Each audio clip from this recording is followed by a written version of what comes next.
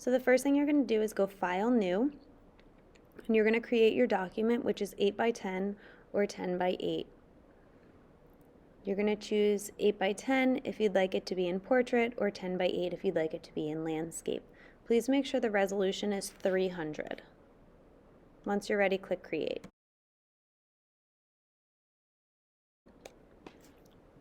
Go ahead and drag your image into Photoshop and place the image by clicking Enter. So next you're going to go ahead and pick up your Quick Selection tool, which is your fourth tool down on the left-hand side, and drag along your person and make a selection around the person. Do as best as you can. If you're having a hard time select, you can always click on the Select and Mask at the top of your page. Once you're in the Select and Mask, you'll see that there's a red overlay, and if you don't see the red overlay, you can always go ahead and change the view. When you are removing from your selection, you should hold Option with your left hand and click and drag to remove the selection with your right hand. You can always add to your selection by letting go of Option and dragging over the pieces that you want.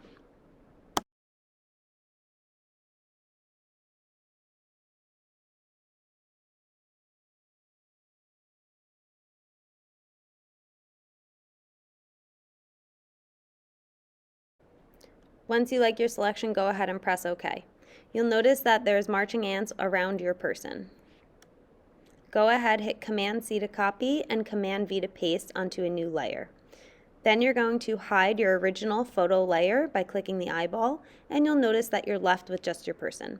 If there's anything left around the outside that the selection accidentally picked up, you can go ahead and take your eraser tool and remove those extra marks.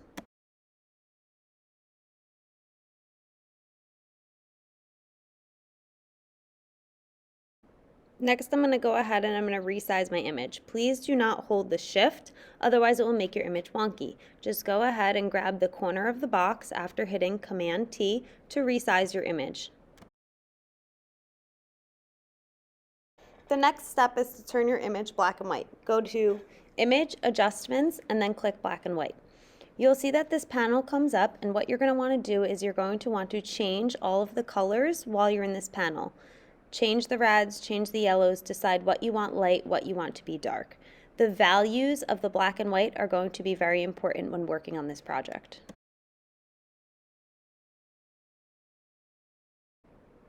The next thing you're going to do is go to Image Adjustments and click Posterize. When you click Posterize, it'll turn your image into values from white to black.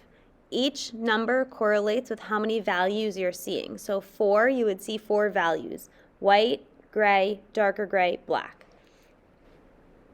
When you change the number in Posterize, you'll notice that there will be more or less values. You should pick something somewhere between 6 and 14 different values.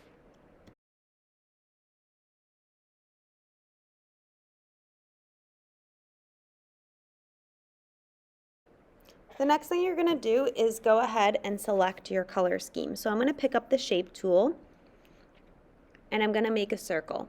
Once I select a circle, I'm going to fill it with the color that I want. Please make sure you're following your color scheme. I'm going to click the multicolored box and I'm going to go ahead and I'm going to select a blue color for this project. You either want to start with a light blue or a dark blue. Deciding on where you're going to start is going to be very important. If you start in the darks, you want to go up and over like a rainbow to where it becomes lighter. Next, you're going to go ahead and take the Move tool by clicking V on your keyboard. You're going to do Command-C to copy, Command-V to paste, and paste a bunch of the same shape. Once you have enough of the same shape, we'll go ahead and we'll put our color scheme and color choices in those bubbles. Once all of your bubbles are there, you're going to go ahead and click on one. You're going to move the color up and over in that rainbow motion, but you want to select the next color available.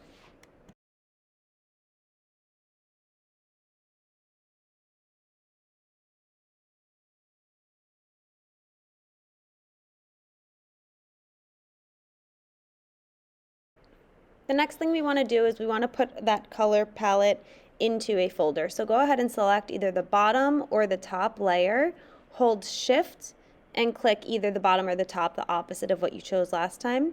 And once you have them all selected, there'll be a gray. Go ahead and click on that folder so that you can tuck them away.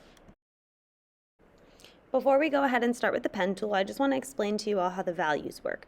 You want to go into your picture and see what the lightest light is and the darkest dark. So I'm going to label mine 1 through 7, and you see I'm going here from light to dark, 1, 2, 3, 4 for a mid-tone,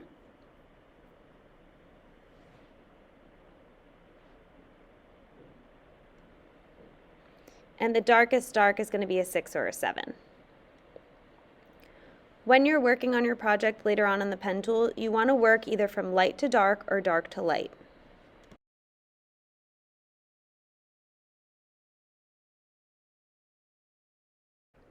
The next thing you're going to do is you're going to go ahead and you're going to pick up your pen tool. The first part of this project is to select either the darkest dark or the lightest light, and you're going to go in and you're going to block in those colors. So all of your basic shapes are going to be done, and then you'll go in later and you'll add the lighter or darker tones, depending on what you chose to do, on top of that color block.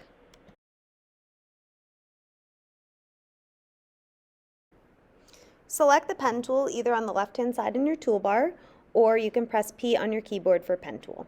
What you're going to do is you're going to go around the outside of your first shape and start to trace it out. So what I'm going to do is I'm going to click to make a point, and then I'm going to click with my left hand and hold down and toggle with my right hand in order to create the curvature to outline my hair. So what's happening is I'm clicking and holding with my left hand, and I'm toggling with my right hand. Anytime I make a new point, I want to make sure that it has a nice curve and it's not a hard angle. In order to be able to see where I'm going, I'm going to go ahead, I'm going to lower my opacity so I can see through the shape that I'm creating, and I'll continue to follow that outline of the hair.